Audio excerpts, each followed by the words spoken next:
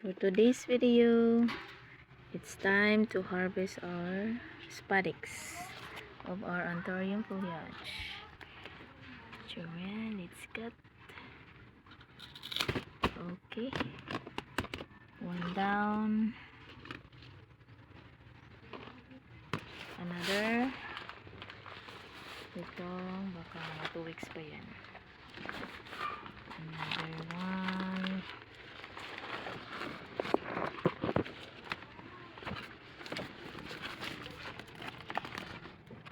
So, ito naman, yung mga nasa taas ay hindi pa mature. So, ang gagawin natin, hindi muna natin ikakat. Kukuha lang tayo ng mga nakalabas na berries. Isa lang yung nakuha ko. So, siguro itanim na lang natin dyan. Medyo matigas pa kaya hindi ko na lang pinalabas yung buto. Then third one, ito ay Black Garuda variety, pero yung mga babies niya ay may kulay. Third harvest ko na nito yung spadix. Ayan.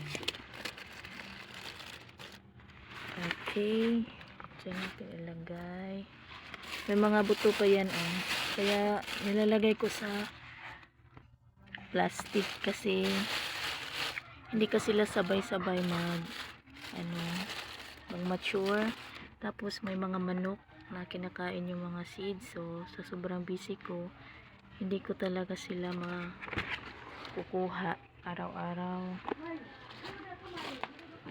Ito malapit na din to. Yan, malapit na yan, oh. Pero sa front meron tayong harvest doon. Yan, ito yung pang-apat.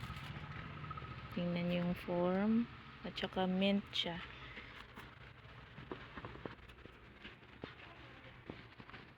Bilog. So, ayan. Ito ay super hinog na talaga. Hindi na lang natin ilabas. Kasi durog-durog na rin. Or na talaga ang daming langgam. Diyos ko. At ito naman yung pang 5. Okay. Marami na rin. Uy. Parang 2-in-1 siya, oh. Ito naman ay nag-orange dati, pero bumalik yung kulay niya sa green. Yan, ang daming langgam.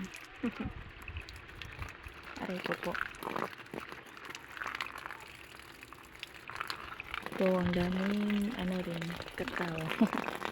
Ito yung aking epipinong pineapple.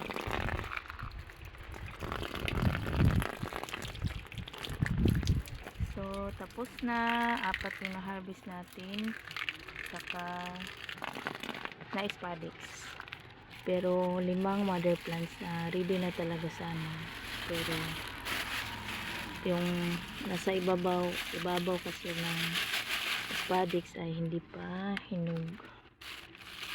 So yan. I'm done. Thank you for watching. Bye-bye.